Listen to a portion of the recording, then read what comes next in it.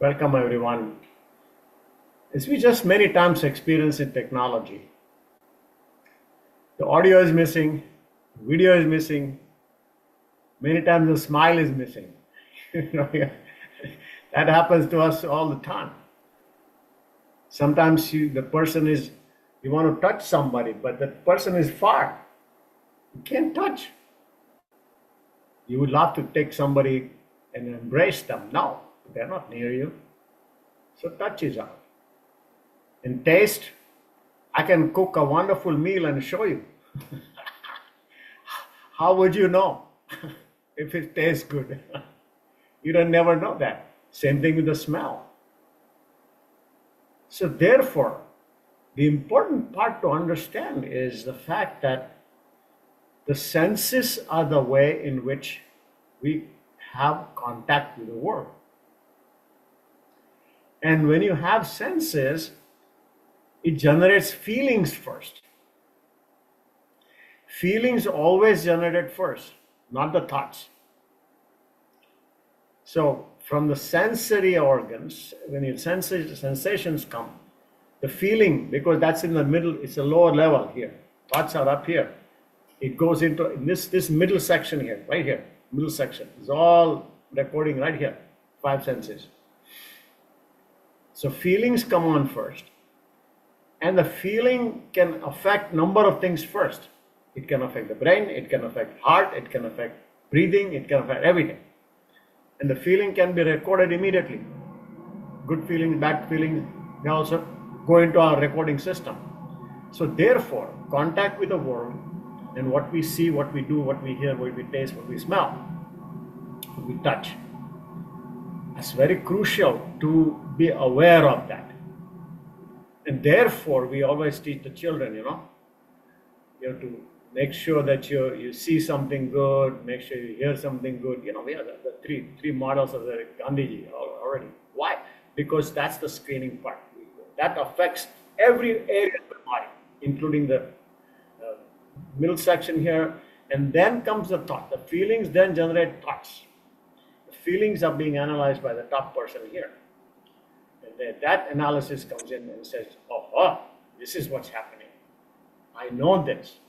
I don't know this. I offer you a wonderful dish from Assam. Assam is cooking. So you never tasted Assamese cooking. So what happened? You don't know. What you don't recognize that until you taste it, then say, yeah, in Assam they use this condiment or whatever that is. I'll just give you an example. So then comes the knowledge, thoughts, and then comes the analysis, and then it goes forward. So that then affects now. What's the whole advantage of this? This becomes the controller then. This guy becomes a controller. We talked about the pilot and co-pilot yesterday, and so this is the whole concept that it becomes a. So there is one more word that I want to introduce today in this particular context. It's an autopilot. There's a pilot and co-pilot, and there's an autopilot. An autopilot is somebody that is when the pilot and co-pilot, hopefully, they are not asleep when we are flying. Hopefully that doesn't happen. But do you know that? We never know that, do you? Whether they are sleeping or they are awake. We are also asleep in the back of the plane. What are they doing? Do you know? Does anybody know? That's called cruise control. Cruise control. And as I said yesterday about that, cruise control doesn't require a lot of energy. And that's what happens during evening, night, when we go to sleep. You don't require too much energy. You're not active. You're not doing too many things. So the body puts our entire system into a cruise control. Okay. You guys are not working, the muscles don't need much energy, you're relaxing, the muscles relax, everybody goes to sleep. Everybody goes to sleep. The liver doesn't work as much, the intestines don't work that much, digestion becomes slow. Everybody goes to sleep. Sensational, except the heart. The heart will adjust very quickly. The reason why many times a person dies in sleep sometimes. It's because the heart has reacted to something. Was it subconscious mind? We don't know. I don't think the analysis has been done. Enough analysis has been done on this. People who pass away in sleep. What were they thinking? What was the reason why that happened? If we had EEG hooked up on all the time, we may have some answers to that. But the idea is that autopilot is on already. And therefore, now, one more small thought before I end this. How do you control night activity then of our system? The answer is very fascinating. You control it by changing your day activity.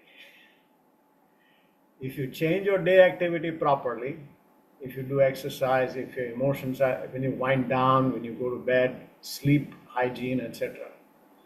If you adjust that, you will be adjusted to sleep. The people don't fall asleep well, or have dreams, or wake up, disturb sleep, all that stuff.